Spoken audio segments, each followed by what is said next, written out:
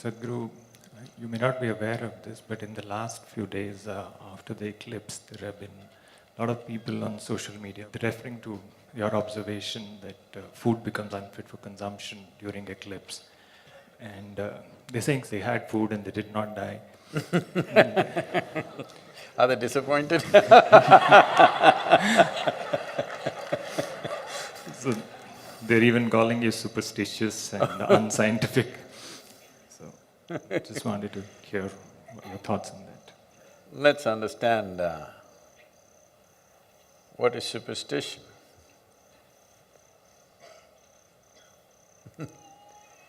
Superstition is without any perception or knowledge about a certain subject, you make conclusions. That's superstition. Now,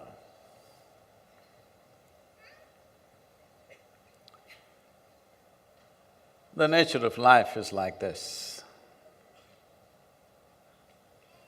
Depends how sensitive you are. Accordingly, that profound is your perception and experience of life. This will not come through intellectual accumulation. Those who read a high school textbook, if they think they are scientists, what can I say? Because a genuine scientist, a scientist who has probed into any aspect of life, with certain profoundness, will not speak like this.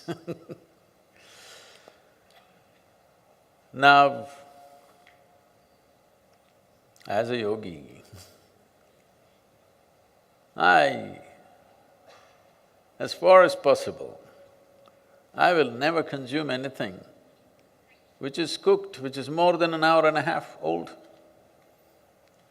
Why we are serving the food the way we are serving in the ashram is hoping that all of you will graduate from being yoga practitioners to yogis. Not just bending and twisting, you are beginning to feel the union in the existence. If this has to happen, body has to be sensitive and it has to have a minimum level of inertia.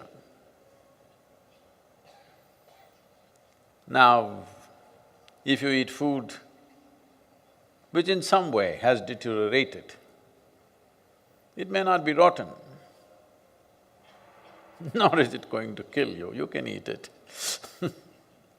It is just that it will lower your perception. In my experience of life, for me, lowered perception is death, at least death of the yogi. The man may live, the yogi is dead because he's lost his perception.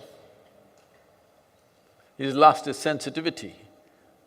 So, the death of sensitivity, if it doesn't matter to you, there's really no problem, you can eat what you want, you can eat garbage and still survive. While people are eating food that was cooked a week ago, 10 days ago, 3 months ago, they're keeping it in their refrigerators and eating. After eating it, they don't know what's the difference. To such people, what can you say? But for sure, they cannot have the sensitivity that I'm talking about. And I'm sure they're sleeping 8 to 10 hours a day. That is death for me. 10 hours of sleep, nearly 40% death, isn't it, in 24 hours. So, if you wish to live like that, you can eat whatever you want. What is the problem? You can eat anything you want. Well, I am not a scientist either, and I don't wish to be one. I don't have either books to read nor am I researching anything, nor am I looking through a microscope, nor do I have a lab in my backyard.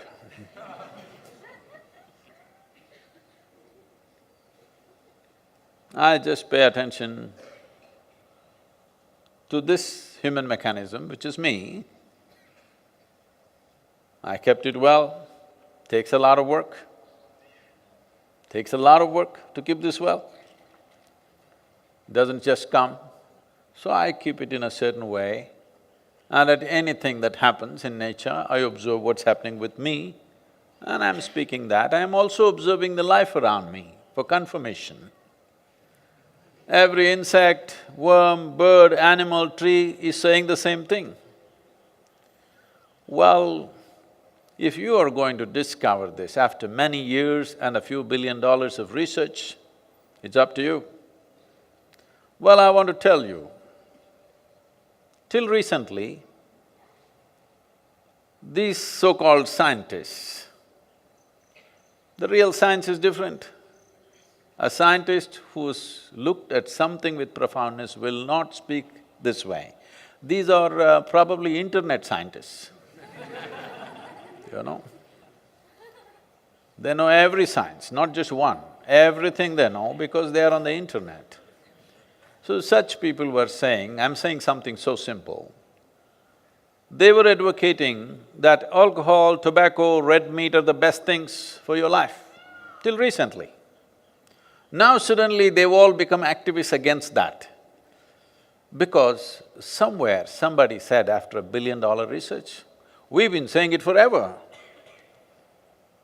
What is a recent discovery for you has been an eternal wisdom for us. I'll tell you, I was in conversation with a doctor in United States of Indian origin. He was telling me that he is the first one in Western medicine to identify that the heart not only pumps blood, but it also sucks the blood back.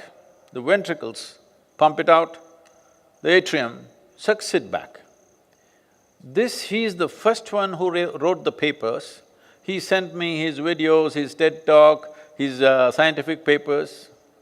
I looked through it and I couldn't believe it, that till recently, till a few years ago, nobody in the medical science knew that heart sucks back the venous blood. Well, in the yogic system, the focus is on the atrium, which sucks back the blood. The Ayurveda speaks about it, Charaka Samhita speaks about it. In yoga, the focus is always not on pumping the blood out, but about sucking the blood back, because we are interested that our blood is as pure as possible, because certain level of impurity in the blood means we lose perception. We are not interested in terms of what is the nutrition, what is the oxygen content, how long will I live, this is not the point. How do I live, what is the quality of my life is my concern. How profound is my perception is always my concern. And this has always been the concern of this culture and this science that we are referring to as yoga. So, if you think only if it's written in a book it is true, then you're very superstitious and religious, you're nothing scientific about you. You think night means just absence of light, or there is a phenomenal change in the very way the life happens from day to night. You ask every insect, bird, animal, tree, even the rock, it knows night is different. If you sit here with little openness, you will know it's not just about light. If you close your eyes, even in the daytime there's no light, in the night also there's no light. But is there no difference? Every meditator knows what's the difference, isn't it? So somebody will say, this is all rubbish, there's just absence of sunlight, that's it. That's what they're saying about the eclipse. Doesn't matter. I'm telling you, during the eclipse time, don't cook food and eat, keep it and then eat, don't do that. Eat before or after, because this is life sense. This is not internet science. The greatest ignorance is knowing that you're not ignorant. That's the whole problem. All the internet scientists, I please request you, eat some fresh food.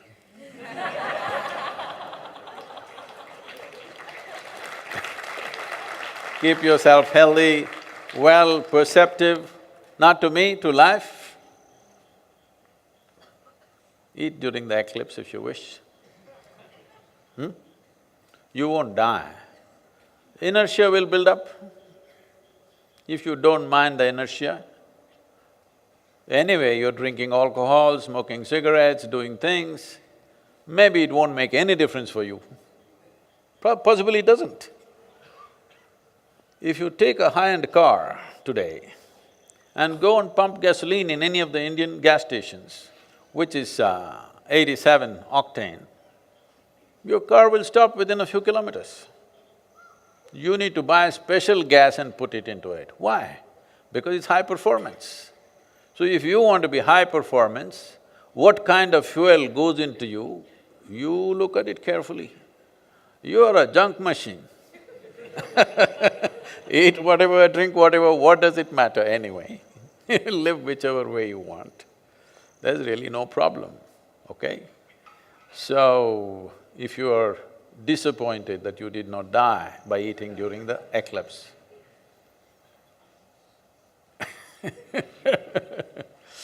I'm sorry, you're superstitious, and the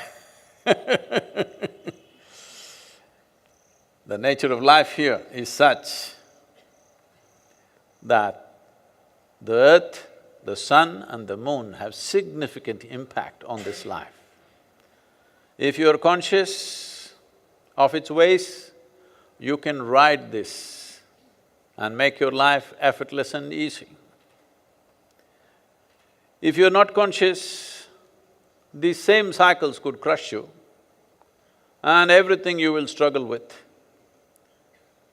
And you will suffer enormous prejudice within you, because prejudice and resentment will make you suffer more than physical disease or pain or injury.